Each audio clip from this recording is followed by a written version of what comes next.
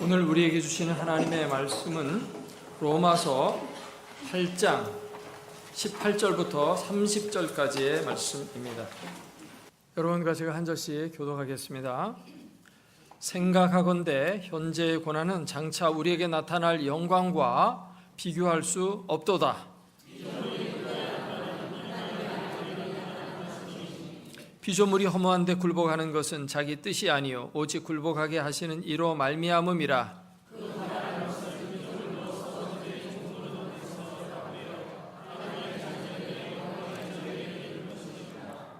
피조물이 다 이제까지 함께 탄식하며 함께 고통을 겪고 있는 것을 우리가 아느니라.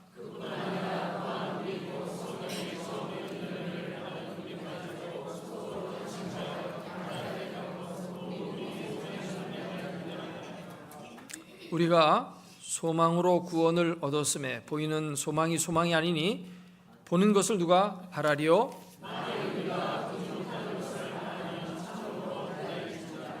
이와 같이 성령도 우리의 연약함을 도우시나니 우리는 마땅히 기도할 바를 알지 못하나 오직 성령이 말할 수 없는 탄식으로 우리를 위하여 친히 간구하시느니라.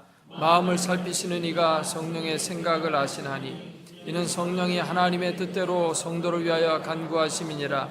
우리가 알거니와 하나님을 사랑하는 자 곧 그의 뜻대로 부르심을 입은 자들에게는 모든 것이 합력하여 선을 이루느니라. 하나님이 미리 아신 자들을 또한 그 아들의 영상을 본받게 하기 위하여 미리 정하셨으니 이는 그로 많은 형제 중에서 맏아들이 되게 하려 하심이니라. 또 미리 정하신 그들을 또한 부르시고 부르신 그들을 또한 의롭다 하시고 의롭다 하신 그들을 또한 영화롭게 하셨느니라. 아멘.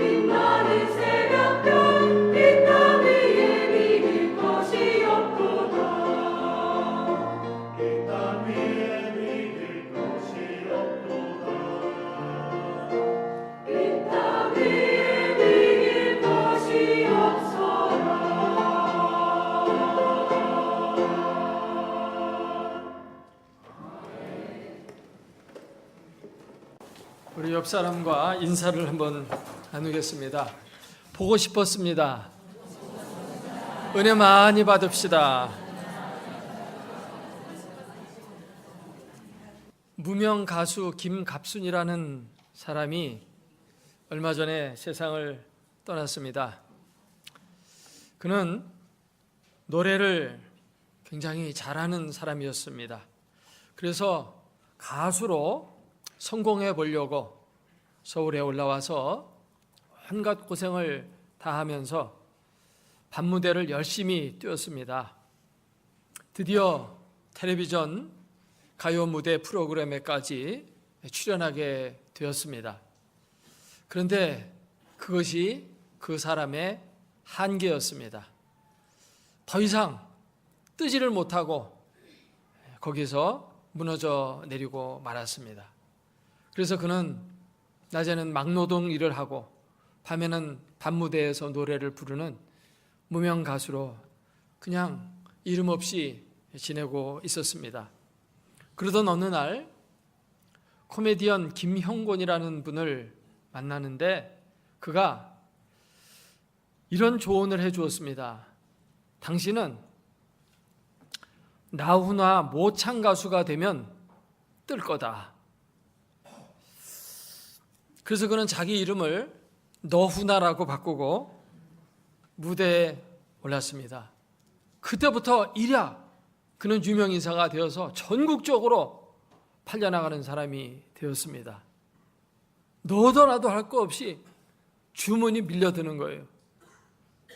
그 사람을 초빙하려면 벌써 몇 달 전부터 예약을 해야 될 정도로 그렇게 유명한 사람이 되었어요. 그는 자기 자신의 이름으로 살 때는 별 볼 일 없었지만 위대한 스타의 이름을 모방해서 살 때 뜨게 된 것이죠. 이와 비슷한 사람이 여러 명 있는데 또 나운하라는 사람이 있어요. 이분도 아주 비슷합니다. 그는 이렇게 고백을 했습니다. 내 인생의 목표는 선명합니다. 나훈아처럼 노래 부르는 것입니다. 모든 사람은 다 목표가 있어야 하지 않겠습니까? 내 목표는 당연히 그분을 완벽하게 흉내내는 것입니다. 사랑하는 여러분, 여러분의 인생의 목표는 무엇입니까? 어렸을 적부터 위인전을 읽으면서 나는 이런 사람이 돼야지 라고 꿈을 많이 꾸면서 살아왔을 텐데 여러분 인생의 롤 모델은 누구입니까? 여러분은 어떤 사람처럼 살고 싶습니까?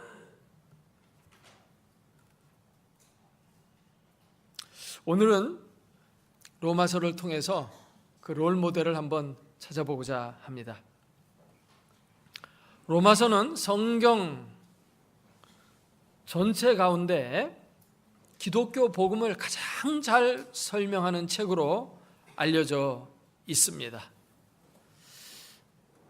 특별히 이 로마서 가운데서도 오늘 읽은 이 8장의 말씀은 성경 전체에서 금반지와 같은 부분이다.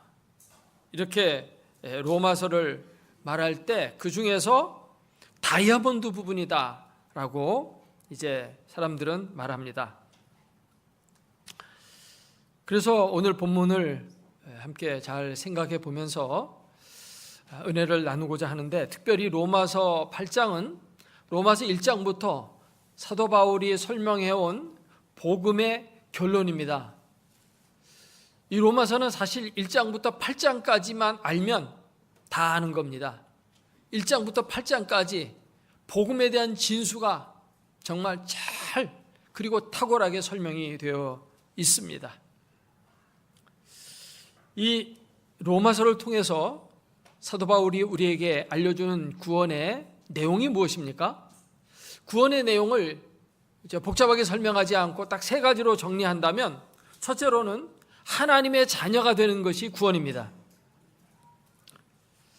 본래 하나님과 원수되었던 자가 예수 그리스도의 십자가 대속으로 말미암아서 하나님과 화평하게 되었고 화평하게 됐는데 그 화평은 그냥 휴전 상태에 들어간 것이 아니고 친밀한 사랑의 상태까지 가는 것이죠. 우리나라 역사적으로 이제 목표를 설정한다고 할 때 통일 아니겠습니까? 이 전쟁 상태에서 휴전 상태로 가는 것도 이게 참 많이 가는 겁니다. 평화 약정을 맺고 평화적으로 살자 하는 것까지도 좋아요. 그러나 한 걸음 더 나가서 어디까지 가야 됩니까? 통일까지 가야 되는 것이죠. 마찬가지로 우리가 죄를 짓고 하나님을 거역하고 마귀의 종로로 타면서 하나님을 대적하면서 삶으로 하나님과 원수되었던 자리에서 이제 평화의 상태까지 정도 오는 정도에서 멈춘 게 아니라 이제는 어디까지 가냐면 하나님의 자녀의 자리까지 가는 거. 사랑받는, 정말 눈에 넣어도 아프지 않을 정도의 하나님의 사랑받는 자리까지 가는 게 이게 구원의 완성인 줄로 믿습니다. 그리고 오늘 성경 말씀을 보면 하나님은 우리에게 아빠 아버지가 된다 이렇게 표현합니다. 그냥 아버지 정도가 아니라 아빠 아버지. 아빠라는 것은 친밀한, 정말 허물 없는 그런 하나님과 우리 사이에 어떤 두려움도 없고 뭔가 거북함도 없고 아주 친밀한,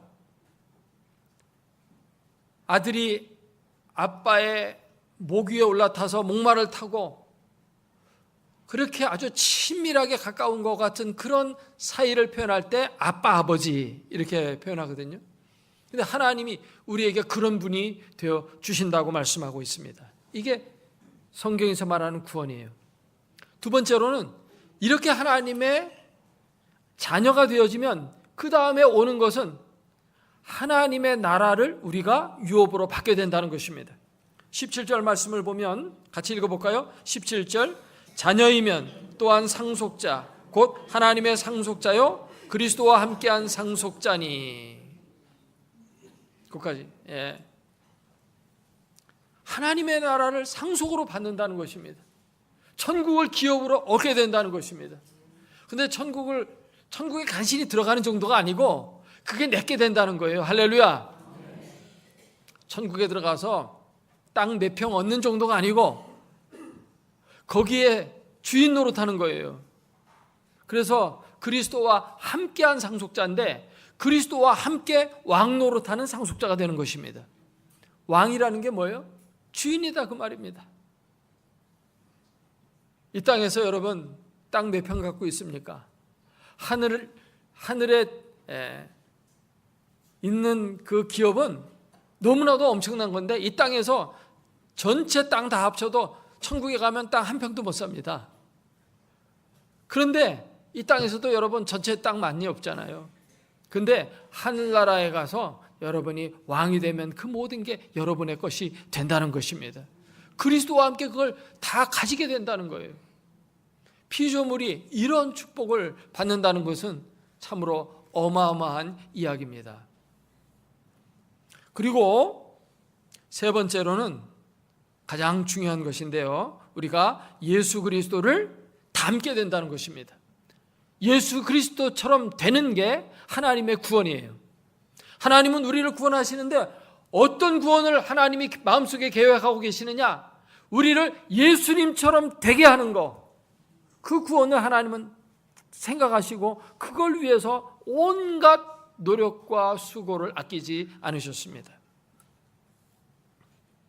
우리가 하나님의 자녀가 된다는 것은 하나님과의 관계성을 말하는 거예요.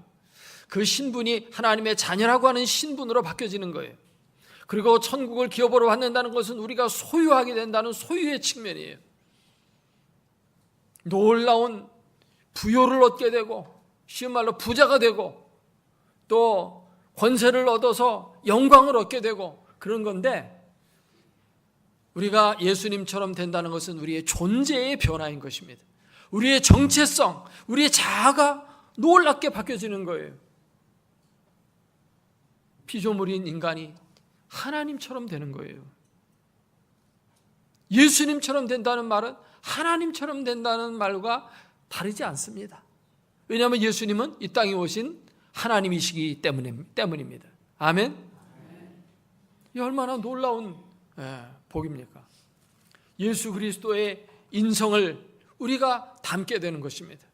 예수님의 생각과 예수님의 마음과 예수님의 감정과 예수님의 행동과 예수님의 영광과 예수님이 가지시는 놀라운 그 영광의 광채를 우리가 덧입게 되어지는 것입니다. 바로 하나님이 우리에게 주시고자 하시는 것이 바로 이것인 줄로 믿습니다. 이러한 구원을 주시기 위해서 하나님이 하시는 일, 이 구원 사역이 오늘 본문 29절 30절에 5가지로 나와 있습니다. 그 5가지는 하나의 고리로 서로 연결이 되어 있습니다. 그 5가지를 살피기 전에 우리 다시 한번 읽고 살펴보도록 할까요? 29절, 하나님이 미리 아신 자들을 또한 그 아들의 형상을 본받게 하기 위하여 미리 정하셨으니 이는 그로 많은 형제 중에서 맏아들이 되게 하려 하심이니라. 또 미리 정하신 그들을 또한 부르시고 부르신 그들을 또한 의롭다 하시고 의롭다 하신 그들을 또한 영화롭게 하셨느니라. 아멘. 제일 먼저 하나님이 하시는 일은 뭐였냐면 미리 아셨다는 것입니다. 그래서 그 아들의 형상을 본받기 위하여 정하셨다, 이렇게 말씀을 합니다. 그런데 우리가 여기서 좀 주의해야 될 부분이 있습니다. 여기 미리 아셨다, 그래서 정하셨다. 그래서 어떤 사람들은 성경을 잘못 이해해서 이거는 예정을 말하는 것이다, 이렇게 주장하기도 합니다. 미리 알았죠? 그 예지잖아요. 그리고 그 다음에 미리 정하셨으니까 예정이죠. 문자적으로는 그렇게 말할 수 있지만 이것은 이렇게 이해하는 것은 좀 잘못된 겁니다. 왜냐하면 우리가 구원받는 데 있어서 하나님이 우리가 구원받을 만한 믿음이 있고 구원받을 만한 선행이 있고 구원받을 만한 자격이 있다는 것을 다 아시고 구원해 주셨다고 할 것 같으면 하나님이 하신 일은 사실은 우리가 구원받을 만한 믿음이 있다는, 그리고 자격이 있다는 것을 아신 것밖에 없어요. 그러한 자격을 갖춘 자는 누구예요? 나거든요. 그러니까 구원은 사실은 하나님이 이루시는 게 아니라 내가 이루는 거고, 하나님은 다만 그걸 알아서 저 사람은 구원받을 자격이 되니까 구원받도록 정했다 하면 구원의 주권이 누구에게 있습니까? 나 자신에게 있고 사람에게 있는 것입니다. 이것은 이렇게 해석을 하면 잘못되는 이유가 뭐냐면 지금까지 사도 바울은 우리의 구원이라고 하는 것이 우리의 행위나 우리의 선함이나 우리의 공로나 우리의 자격으로 말미암아 구원받는 것이 아니라고 했거든요. 지금까지 계속 그렇게 사도 바울이 얘기해 왔고 오늘 8장에서 결론을 맺으면서 그걸 뒤집는 얘기를 한다는 것은 말이 되질 않는 것이죠. 그것도 단 한 절에 읽고 또 한 절에서도 쬐끔 있는 부분, 그거를 가지고 근거로 해서 사도 바울의 논리를 뒤집어 버리면 안 되는 거예요. 우리가 구원받는 것은 하나님의 절대적인 주권과, 그렇기 때문에 그의 은혜로 값없이 아무런 노력도 없고 공로도 없고 자격도 없고 죄인 되었던 우리를 하나님이 구원해 주신 거예요. 아멘? 그렇기 때문에 그렇게 성경을 오해하면 안 되고, 이것은 다른 뜻이 있어요. 성경에서 이 안다라는 말은 사랑한다는 말의 대용어입니다. 그래서 성경 곳곳에 보면 이 안다라고 표현함으로 말미암아 사랑한다는 뜻을 전달하는 곳들이 많이 나와요. 그래서 성경을 보게 되면은 창세기 4장 1절에 보면 아담이 그 아내 하와를 알게 되매 하와가 임신하여 가인을 낳았다. 이 지식적으로 알았다는 얘기가 사랑했다는 얘기예요. 예? 호세아 13장 5절에 보니까 내가 광야 마른 땅에서 너를 알았거늘. 하나님이 출애굽시킨 이스라엘 백성들을 광야에서 안 게 아니에요. 벌써 애굽에서 고통받고 있을 때부터 아시고 그래서 그들을 건져내신 거예요. 근데 그때 알았다라는 말은 사랑해 주었다는 뜻이에요. 광야에서 사랑으로 함께 하시고 하늘의 문을 여셔서 만나를 내려주시고 또 여러 위험에서부터 지켜주시는 이런 사랑을 베풀어 줬다 하는 뜻입니다. 그 다음 절에 보면 그런데 그들이 먹여준 대로 배가 배불렀고 배가 부르니 그들의 마음이 교만하여 이로 말미암아 나를 잊었도다. 하나님이 이렇게 사랑으로 품어주었는데 이스라엘 백성들이 배반했다는 것입니다. 그러니까 여기서 안다는 뜻은 뭡니까? 사랑하셨다, 그런 뜻입니다. 그래서 우리의 구원의 첫 번째 고리는 뭡니까? 하나님이 우리를 사랑하셨다는 것입니다. 우리의 구원은 어디서부터 시작됩니까? 하나님의 사랑에서부터 시작되는 것입니다. 사랑하시고 그 다음에 어떻게 했어요? 우리를 구원받도록 예정하셨습니다. 두 번째 고리는 예정입니다. 우리가 예정을 생각할 때 내가 구원받도록 예정됐나, 이런 개인적인 예정을 생각하는 경우가 많이 있지만 그것은 성경이 별로 관심이 없는 바고 성경이 말하고자 하는 바가 아닙니다. 성경이 말하고자 하는 바는 무슨 예정이냐면 하나님이 예수 그리스도를 버리시고 우리를 구원하시기로 예정하셨다는 것입니다. 만세전에 하나님이 그걸 정하셨어요. 하나님은 예수 그리스도 안에서 자기 자신을 버리기로 작정하신 겁니다. 예수님이 버림받으심으로 우리가 사랑받게 되었고, 예수님이 저주받음으로 우리가 축복을 받게 되었고, 예수님이 형벌을 받음으로 말미암아 우리가 은혜의 선물을 받게 되었습니다. 하나님이 이걸 정하신 거예요. 우리를 구원하시기로 정하신 겁니다. 아멘. 그래서 십자가를 바라볼 때는 항상 예수 그리스도 안에서 자기 자신이 희생하신 그 놀라운 사랑, 이거를 생각하면서 바라봐야 할 줄로 믿습니다. 구원의 세 번째 연결 고리는 부르심입니다. 정하신 그를 어떻게 했다고 했어요? 부르시고. 우리가 하나님이 불러서 구원을 받았습니다. 하나님이 불러주시지 않았다면 우리는 구원받을 수가 없었을 겁니다. 그런데 어떤 사람들 생각할 때 하나님이 나를 이제 불러서 나를 구원했는데 이렇게 생각하지 않고 내가 많은 종교 가운데 기독교를 선택해서 믿었다.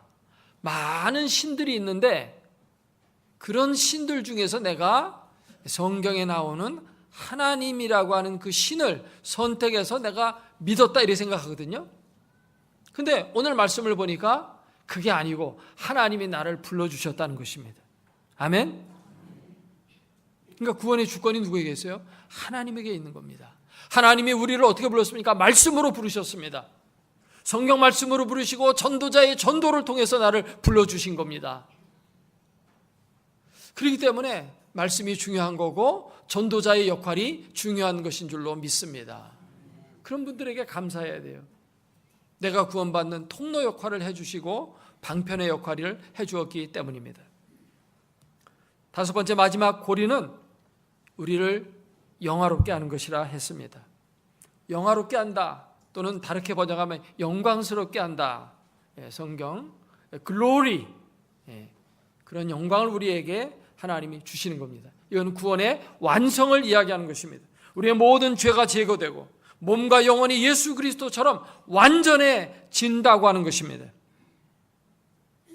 쉽게 말해서 예수님께서 사망의 권세를 깨뜨리시고 높이 올리셔서 하나님의 영광의 보좌 우편에 앉아 만물을 다스리는 자가 되었듯이 우리도 그 안에서 그와 같은 영광스러운 존재로 바뀌어지게 되는 것을 말하는 것입니다. 이것이 얼마나 놀라운 구원입니까? 세상에 이런 구원이 어디 있어요? 여러분 가운데 한 사람 선택해서 대통령이 짧은 임기지만 그 기간 동안 장관 노릇만 하라고 하더라도 야, 이건 뭐 우리 가문에 이와 같은 영광이 없습니다. 그러면서 할렐루야 하면 응답하지 않겠어요? 예수 그리스도가 누리신 그 영광에 우리가 같이 들어가서 똑같이 누리게 하시니 이 얼마나 감사한 일이냐 하는 것입니다. 여러분 구원을 기뻐하시길 바랍니다.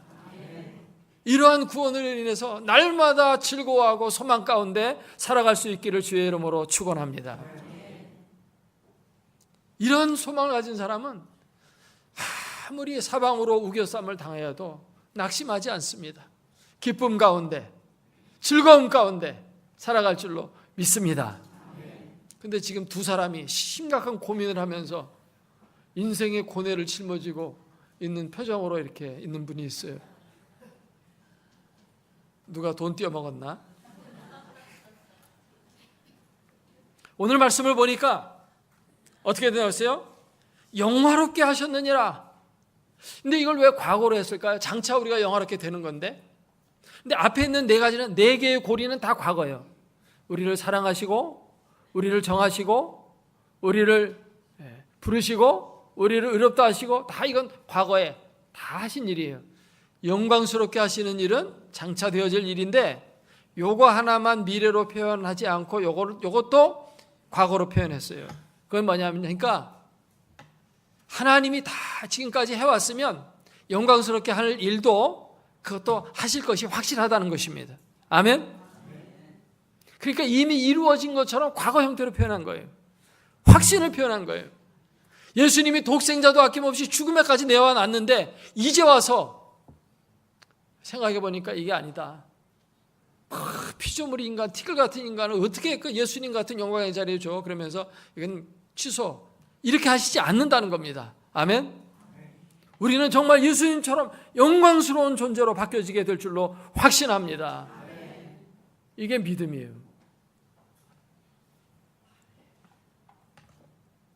하나님은 우리 사람에게 주고 싶어 하시는 축복이 예수님처럼 되게 하는 거예요. 이 세상에 하나님은 모든 사람들이 바라보고 흠모하고 따라야 될 롤 모델로 예수 그리스도를 보내주셨어요. 예수님은 참 하나님이시면서 참 사람이세요. 그렇기 때문에 가장 완벽한 인간이에요. 세상의 모든 인간은 아담의 범죄 이후로 부패되었어요. 망가졌어요. 그렇기 때문에 망가진 것이 우리의 모델이 되어서는 안 돼요. 우리의 모범이 되어서는 결코 안 되는 겁니다. 완벽한 인간이 우리의 모델이 되어야 돼요. 근데 그 완벽한 인간이 누굽니까? 예수 그리스도라는 것입니다. 그래서 하나님은 우리를 예수 그리스도처럼 되게 하려는 것이지, 하나님이 우리를 무슨 소크라테스처럼 되게 하려는 것도 아니고 공자처럼 되게 하려는 것도 아니고 다른 어떤 훌륭한 인물처럼 되게 하려는 게 아닙니다. 내가 너희를 예수처럼 만들어주겠다라고 하는 그런 의미에서 예수님을 보내주신 것이고, 예수님은 너희가 될 존재인데 그런 예수님은 바로 이런 분이야 라고 보여주신 거예요. 아멘? 그렇기 때문에 예수님을 닮는 게 우리의 구원이에요. 예수님처럼 되는 게 우리의 가장 큰 영광이요 축복입니다. 그래서 이 땅에서도 우리가 예수님을 닮아가는 삶을 살아야 하는 것입니다. 근데 우리가 예수님처럼 이 땅에서 산다고 하는 게 쉬운 게 아니거든요. 그럼 어떻게 해서 우리가 예수님처럼 될 수 있습니까? 그 일을 하시는 분을 하나님 보내주셨는데 그분이 바로 성령님이십니다. 아멘? 성령님은 구원의 영이십니다. 우리가 예수님이 우리를 구원하셨는데 사실 그 배후에서 역사하시는 분은 성령님이셨어요. 보이지 아니하는 그림자처럼 성령님이 역사하셨습니다. 예수님이 어떤 일을 하셨느냐? 여기 11절 말씀을 보면 성령님은 예수 그리스도를 죽은 자 가운데서 살리신 영이라고 했습니다. 예수님이 부활하셨잖아요. 그런데 성령님이 그를 죽은 자 가운데 살리셨다고 해요. 그러므로 우리를 죽은 가운데서 살리실 분도 누구예요? 성령님이십니다. 아멘. 그리고 예수님을 알고 믿게 된 거, 이것도 성령님이 하신 일이에요.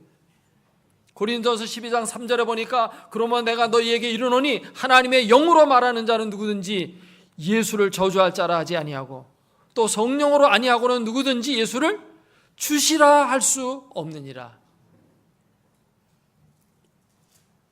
오늘 본문 9절에도 보니까 8장 9절에 만일 너희 속에 하나님의 영이 거하시면 너희가 육신에 있지 아니하고 영에 있나니 누구든지 그리스도의 영이 없으면 그리스도의 사람이 아니라고 했어요. 우리가 예수님처럼 되는 것은 성령으로 말미암아 되는 겁니다. 할렐루야. 그래서 성령님은 우리의 도움이 되셔요. 예수 그리스도를 믿을 때 하나님이 선물로 우리 가운데 내주하도록 주신 은혜의 선물은 성령님이신데 그 성령님이 우리를 도우시는 능력의 도움이 되십니다. 그래서 여기 26절 말씀을 보면 같이 한번 읽어보겠습니다. 이와 같이 성령도 우리의 연약함을 도우시나니 우리는 마땅히 기도할 바를 알지 못하나 오직 성령이 말할 수 없는 탄식으로 우리를 위하여 친히 간구하시느니라. 아멘. 성령님이 우리의 연약함을 도우셔요. 정말 예수님처럼 우리 인간의 힘으로는 살 수가 없는데 살 수 있도록 도우십니다. 또 뭐까지 해주셔요? 기도까지 해주셔요. 우리의 기도도 도우시고 모든 것을 도우시는 분은 성령님이십니다. 그러므로 우리는 성령님의 인도함을 받으면서 살아가야 됩니다. 이것이 바로 하나님의 자녀의 정체성이에요. 어떤 사람이 하나님의 자녀냐? 하나님의 성령으로 인도함을 받는 사람이에요.